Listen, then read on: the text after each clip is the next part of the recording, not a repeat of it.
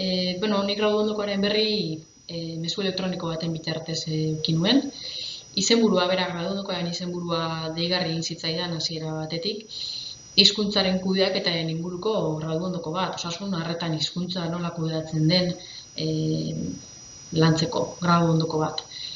Oso interesgarria egin zitzaidan, batez ere osasun langile euskalduna naizelako, eta beti euskararen aldeko ekintzaile izan naizelako, edo behintzat hori izan da nire asmoa, bai unibertsitate garaian ikasle moduan, baita orain osasun langile moduan ere. Aukera moduan ikusi nuen, batez ere asko ikasteko, hizkuntzen kudeaketa zer den, nola egiten den, ikasteko, eta horren arabera osasun langile elebidun eta ekintzaile moduan, notetik nik nire partetxoa edo nire alea apur bat horre ere gehitzeko, edo zer egin alba dut, nik ere nire partetik aportazio txiki bat egiteko horren inguruan.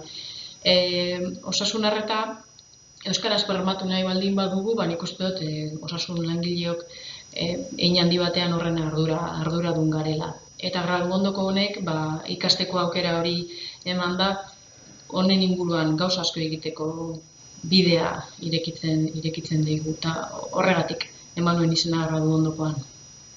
Esperientzia oso aberasgarria. Alde batetik, hainbat gauza ikasi ditudalako bai euskararen kudeaketaren inguruan, baita osasun langile eta ekintzaile moduan egin ditzakedan gauzen inguruan ere.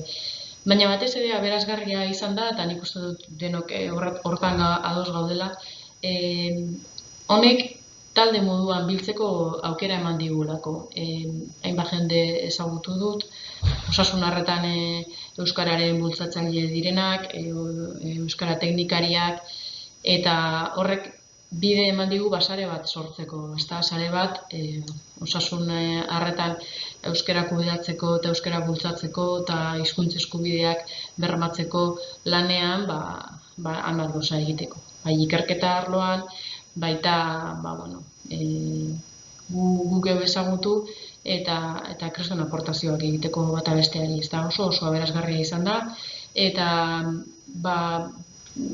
graduondokoa egiteko bai plataforma, bai erabili den materiala oso baliagarria izan da.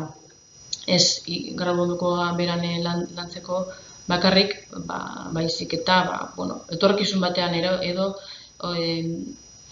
bide profesionalean erabiltzeko materiala ere. Oso aberasgarria. Graduondokoan pazienteek hautemandako emaitzen neurketei buruzko proiektu bat egin dut. Proiektu hori reumatologian landu dut, ni reumatologoa naiz, eta gure gaixotasun autoimmune kronikoetan badaude gaixotasunek eragindako sintoma subjektibo pila bat.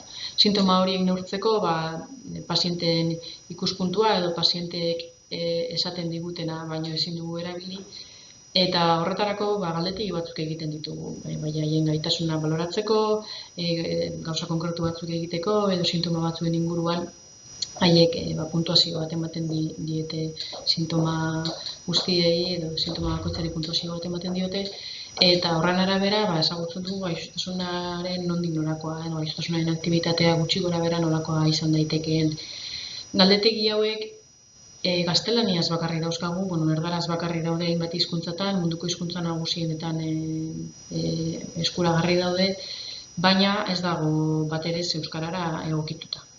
Nire proiektua FEN edo galdetegi hauen euskarazko egokitzapena egiteko proiektu bat da, lan baten hasiera baino ez da izan, baina honen ondorioak izango dira bai galdetegi hauen garrantzia aldarrikatzeko lan bat egitea, baita batez ere gaixotasunen sintoma subjektiboen inguruko galdetegia direnez eta norberaren hizkuntzan egiten ez baldin badira fidagarriak ez direnez, euskarazko egokitzapenak egiteko bide bat zabaldu nahi izan dut, edo zabaldu nahi dut proiektu honen bitartez.